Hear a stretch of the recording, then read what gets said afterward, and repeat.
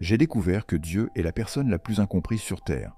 Je l'avais mal compris, et ceux qui m'ont formé l'avaient également mal compris. J'ai donc dû être interrompu dans ma vie par lui pour qu'il puisse se présenter à nouveau à moi. Et quand je l'ai rencontré de son point de vue, ce n'était pas la personne qu'il m'avait décrite.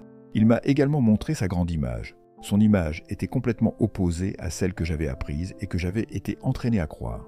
Quelle est la grande image de Dieu ? Avant de commencer, assurez-vous de vous abonner à cette chaîne et d'activer les notifications pour ne pas rater les prochaines vidéos. Je suis un artiste et l'un de mes diplômes est en beaux-arts. Je suis peintre.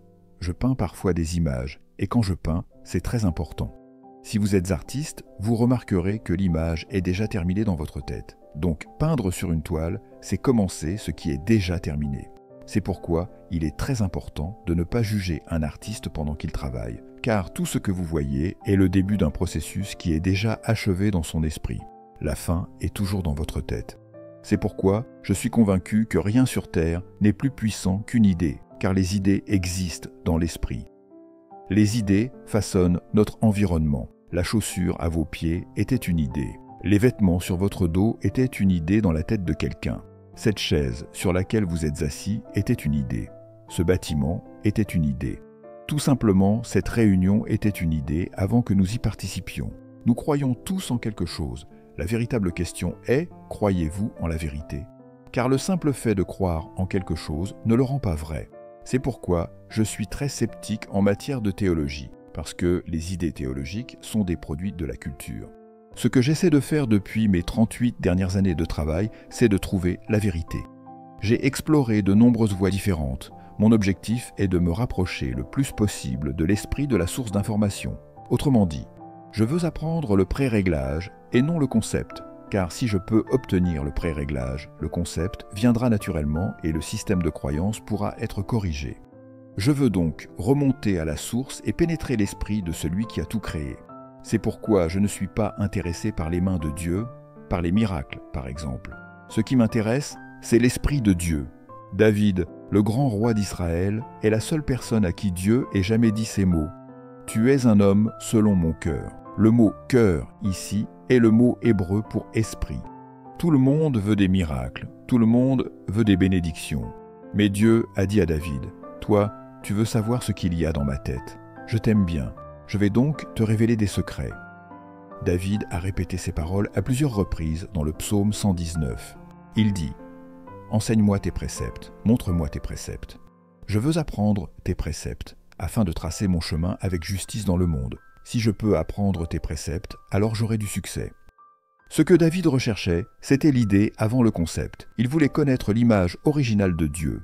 Je vais maintenant vous donner quelque chose à méditer. Prenez votre Bible, si vous en avez une, et tournez-vous vers le livre de Jean, chapitre 1.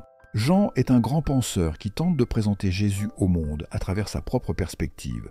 Mais il utilise des mots qui peuvent prêter à confusion. Par exemple, il commence son livre avec ces mots. « Au commencement était la parole, et la parole était avec Dieu, et la parole était Dieu. » Le verset suivant dit que toutes choses ont été faites par elle. Regardons maintenant le mot « parole ». Le mot traduit ici par « parole » est un mot hébreu difficile à rendre en un seul mot en français. Il faudrait en réalité utiliser une phrase entière pour le traduire correctement. Mais lorsqu'on est passé de l'hébreu au grec, le mot utilisé pour traduire ce concept a été « logos ». Or, le mot « logos » signifie l'expression d'une idée. Donc, si nous devions retranscrire cette phrase avec cette compréhension, cela donnerait « Au commencement était l'expression d'une idée, et l'expression de l'idée de Dieu était avec Dieu, et l'idée exprimée de Dieu était Dieu. Et par cette expression d'une idée, tout a été créé. » Puis, en lisant les versets 12, 13 et 14, nous voyons que cette idée de Dieu est devenue chair. Alors, pouvez-vous comprendre que Jésus était l'idée de Dieu en personne? Si vous voulez connaître les idées de Dieu sur toute chose, il vous suffit d'étudier Jésus. Si vous voulez savoir ce que Dieu pense, écoutez Jésus. Sa première déclaration fut « Repentez-vous ». Le mot « repentez-vous » signifie en réalité « changez votre façon de penser ». Cela n'a rien à voir avec le fait d'aller devant une assemblée religieuse.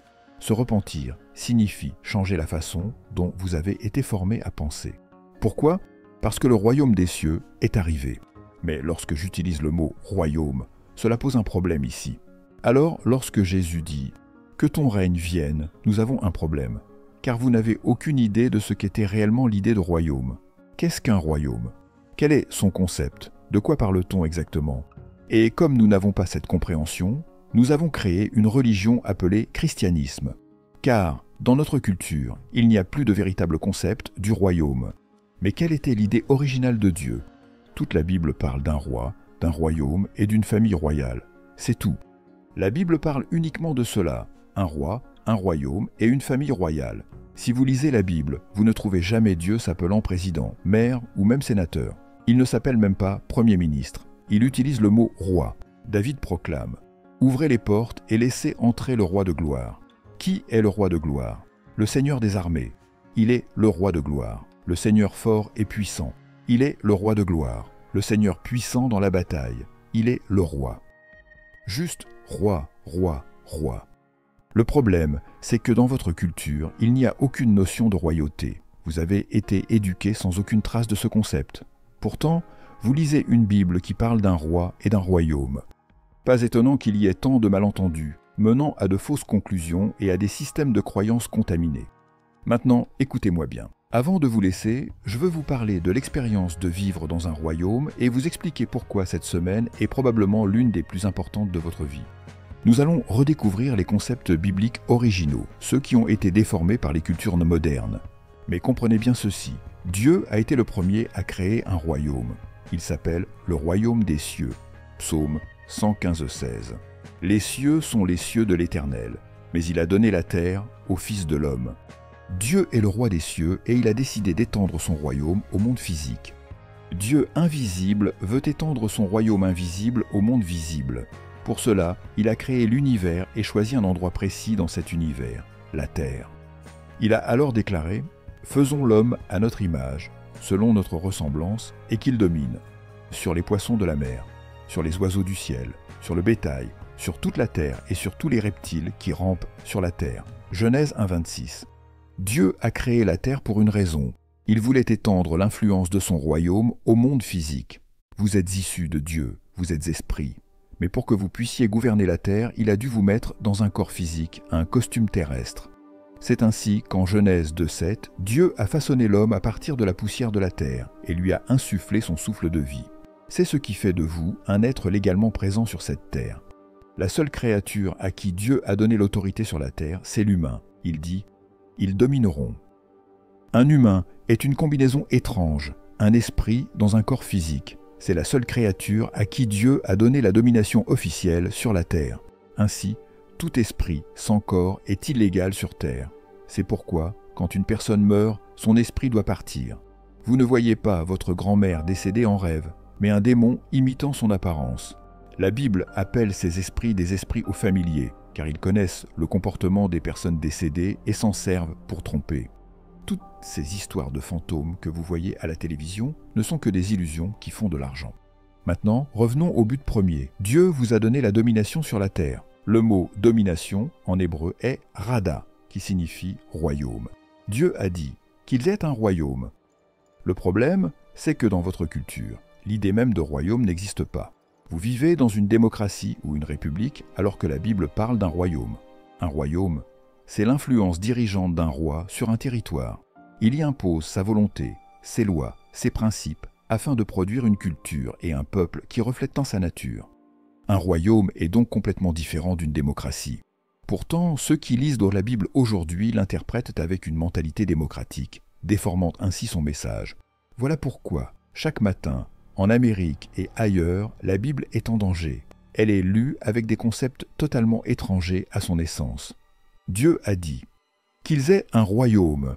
Il voulait établir son gouvernement souverain sur la terre. Son plan était d'étendre sa culture, sa nature et sa volonté au monde physique à travers ses enfants. Mais Dieu ne voulait pas vivre ici lui-même. Son intention était de rester au ciel et de laisser l'homme gouverner la terre en son nom. Ainsi, il a créé Adam. Et lorsqu'il a façonné le premier homme, il avait déjà terminé toute l'humanité. Écoutez bien, il y a aujourd'hui plus de 7 milliards d'humains sur Terre, et pourtant, Dieu n'a créé qu'un seul homme à partir de la poussière. Il n'a jamais refait ce processus. Les femmes ne viennent pas du sol. Dieu a pris toute l'humanité et l'a placée dans un seul corps, Adam. Ce qu'il a dit à Adam, il l'a dit à toute l'humanité. C'est pourquoi, en Genèse 2:15 à 16, lorsqu'il donne ses instructions à Adam, il parle en réalité à toute l'humanité. Peu importe ce qu'Adam a fait, ses actions ont affecté tout le monde. Puis, au verset 18, Dieu dit « Il n'est pas bon que l'homme soit seul ». Le mot hébreu traduit par « seul » signifie « tout en un ». Adam contenait en lui toute l'humanité. Alors, Dieu l'a plongé dans un profond sommeil et a tiré d'Adam un autre être, la femme. Il n'a pas pris une autre poignée de poussière pour la créer, car elle était déjà en Adam. Il l'a simplement extraite de lui. La femme est donc un homme avec une matrice, un incubateur de vie. C'est pourquoi Dieu leur dit ensuite « multipliez-vous ». Il n'a pas eu besoin de créer d'autres humains. Il avait déjà mis en place un système où l'humanité se reproduirait naturellement. Dieu ne crée plus de personnes aujourd'hui. Elles viennent au monde par la procréation. Cependant, il a institué un cadre sacré pour cette multiplication, le mariage.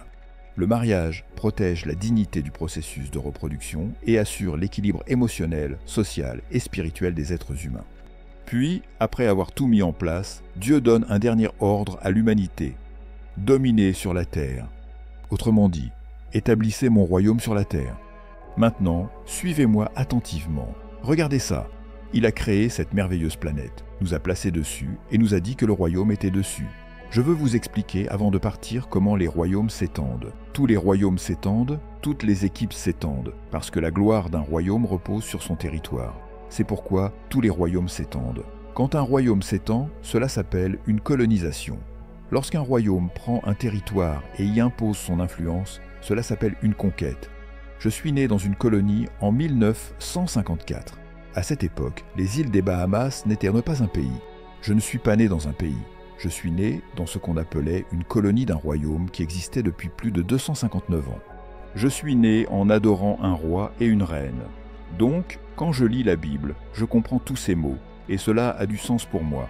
Chaque matin, je me réveillais et, à 9 h, nous devions nous lever et chanter pour un roi que nous n'avions jamais vu. Nous rendions un culte à une reine que nous n'avions jamais vue. Parce que dans un royaume, c'est ce que vous faites, vous vous réveillez toujours en adorant. Et pourquoi leur chantions-nous ? Parce que tout ce que nous possédions dans la colonie appartenait au souverain. Nous utilisions ses ressources. Voilà pourquoi, dans un royaume, vous adorez le roi chaque matin. Tout ce que vous mangez, buvez, respirez, utilisez et possédez lui appartient. C'est pour cela que vous vous levez chaque matin en disant « Merci Seigneur, tu es merveilleux, tu es glorieux », comme le dit un psaume. Je bénirai le Seigneur en tout temps. Sa louange sera continuellement dans ma bouche. La terre appartient au Seigneur et tout ce qu'elle contient, le monde et ceux qui l'habitent. Vous vous levez et vous le louez. Alors, pourquoi êtes-vous si fiers ? Applaudissez pendant 5 secondes et remerciez-le pour quelque chose. Dans la colonie, chaque matin, nous devions nous soumettre à cette réalité. Savez-vous comment fonctionnent les colonies ? C'est ce dont il s'agit cette semaine. Lorsque le royaume britannique s'est étendu sur les îles des Bahamas, il en a fait une colonie.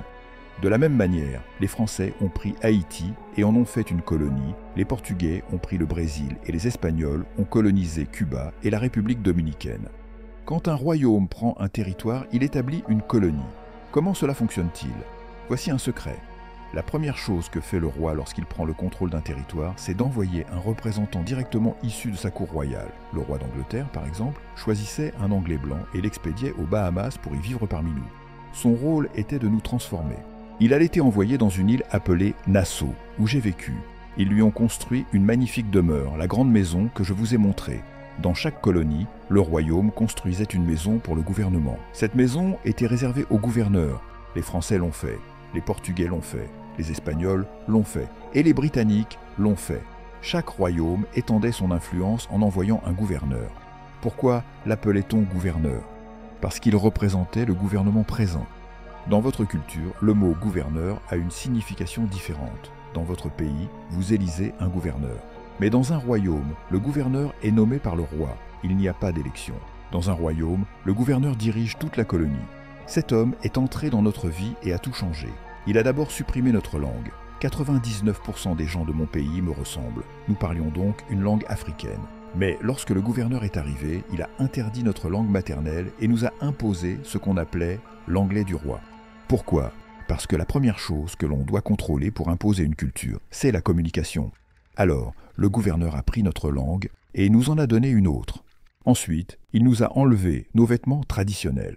Nous ne portions presque rien à cause du climat chaud, mais il nous a imposé des chaussettes longues, des pantalons courts, une chemise, une veste et un manteau, même sous un soleil de 30 degrés. Pourquoi ? Parce que dans le royaume d'origine, il faisait froid.